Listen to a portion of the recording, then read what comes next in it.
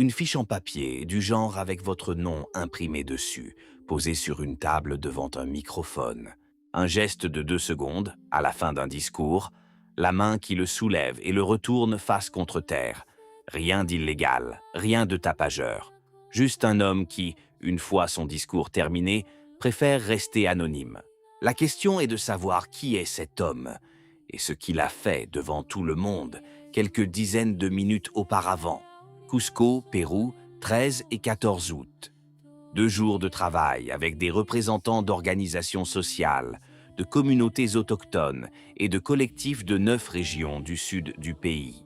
Le titre de la réunion est « Tisser des voies pour la dignité », avec pour sous-titre « Les droits de l'homme et le bien commun ».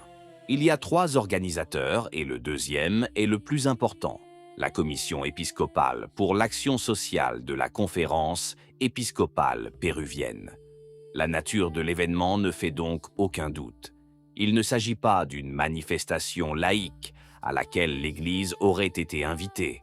L'inauguration a été présidée par Monseigneur Lizardo Estrada Herrera, évêque auxiliaire de Cusco et secrétaire général du Conseil épiscopal latino-américain. Était également présent dans la pièce Monseigneur Miguel Ángel Cadenas, évêque d'Iquitos, et un troisième homme dont le nom ne figurera jamais dans les comptes rendus officiels. Selon les médias vaticans, la scène se déroule en préparation du voyage de Léon XIV au Pérou en novembre. L'ouverture d'une réunion convoquée par un organe de la conférence épiscopale se fait généralement par une prière. Premier point à noter. La vidéo ne comporte ni prière catholique, ni bénédiction, ni invocation trinitaire. Rien de tout cela. À la place, une femme dirige une cérémonie andine. Voici les paroles prononcées, et il est important de les entendre intégralement. Ce mois d'août est très spécial pour nous du point de vue andin. C'est le mois de la terre-mère, qui nous aime tant, qui est si affectueuse, si généreuse, qui nous nourrit. Des feuilles de coca ont été distribuées à toutes les personnes présentes. Puis, des exercices de respiration guidés ont été effectués. Les yeux fermés, voyons comment nous nous sentons à l'intérieur. Ce corps que nous habitons est une petite terre. C'est un territoire, poursuit la voix qui dirige la cérémonie. Un autel au sol avec des bols. Dans les bols se trouvaient des offrandes à la terre, notamment du fromage et des feuilles à déposer sur le sol. 3 coups portés aux feuilles avant de les déposer. En ce mois important, nous remercions la terre en lui donnant 3 coups au moment de les déposer. Un bol de feu à la fin, où les feuilles brûlent, et une dernière requête adressée, mot pour mot, à Dieu, Mère, Grand-mère Feu. À la 51e seconde de la vidéo, l'évêque auxiliaire de Cusco passe, tenant des feuilles de coca dans ses mains, et les dépose. À la 55e seconde, un homme en jean et veste grise le suit. Il dépose les feuilles de la même manière, et la vidéo le montre clairement. Monseigneur Jordi Bertomeu, prêtre et canoniste, fonctionnaire du dicaster pour la doctrine de la foi et commissaire pontifical pour l'affaire Sodalicio. Ni un simple citoyen de passage, ni un fonctionnaire administratif. L'homme que le Saint-Siège envoie en Amérique latine pour traiter les questions les plus sensibles.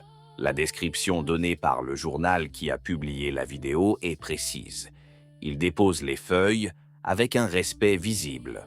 Le même journal précise qu'aucun élément n'indique qu'il se soit contenté d'assister à la cérémonie. Il a fait un don comme tous les autres participants.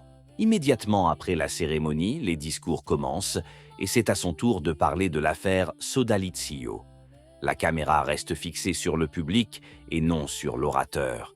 Enfin, la carte est retournée. Le geste initial, filmé dans son intégralité. Le compte rendu des médias vaticans sur cette réunion est long et détaillé. Il souligne le rôle des évêques et replace l'événement dans le contexte de la visite papale. Deuxième omission. Ce rapport ne mentionne pas une seule ligne sur la cérémonie d'ouverture. Pas une seule. Troisième omission.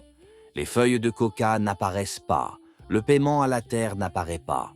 Le mois de Pachamama n'apparaît pas. La quatrième omission, et peut-être la plus révélatrice, est le nom de Bertomeu. Pourtant, il s'était adressé au public immédiatement après la cérémonie. En résumé, il y a un contraste entre ce que montrent les images et la version officielle. Et ce contraste, en soi, est digne d'intérêt.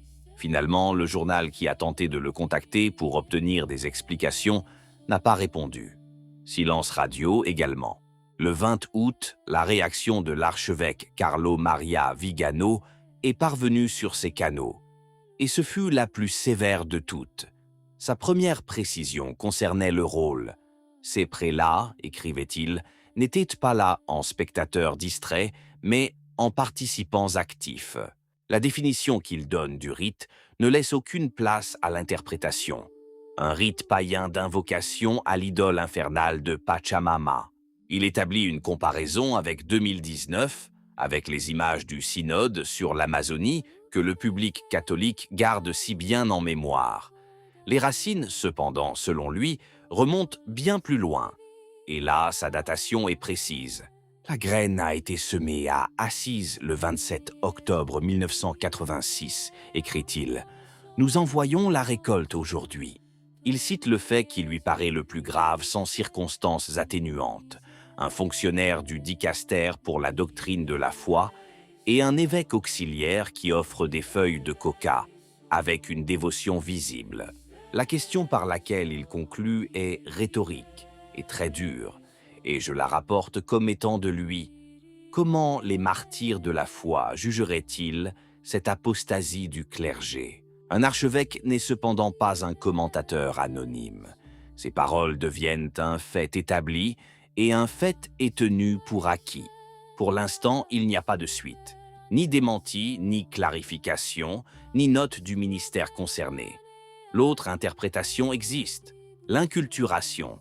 Il faut le signaler car ce n'est pas un prétexte fallacieux. Pour de nombreux catholiques andins, le paiement de la terre est un geste de remerciement pour la récolte, hérité de leurs grands-parents et vécu comme une tradition culturelle et non comme un culte. La distinction classique en la matière est connue de tous ceux qui ont étudié la missiologie. Ce qui n'est pas en conflit avec la foi dans la culture locale est préservé, et ce qui y est contraire est supprimé. Le problème soulevé par les critiques est précisément celui-ci. Qui décide où se situe cette frontière et qui l'a décidé ce jour-là à Cusco? Au final, l'important n'est même pas le rituel, c'est la liste des choses que personne n'a dites. Aucune explication de la part des organisateurs, aucune mention dans le rapport officiel, aucune réponse aux demandes d'éclaircissement. Une carte retournée face cachée, après tout, en dit plus long que n'importe quel communiqué de presse. Et cela reste gravé dans les mémoires, car ce geste a été filmé. Quant au voyage du pape au Pérou, il aura lieu dans 3 mois. Qu'en pensez-vous? Si la vidéo vous a plu, laissez un commentaire. Amen. Que Dieu vous bénisse.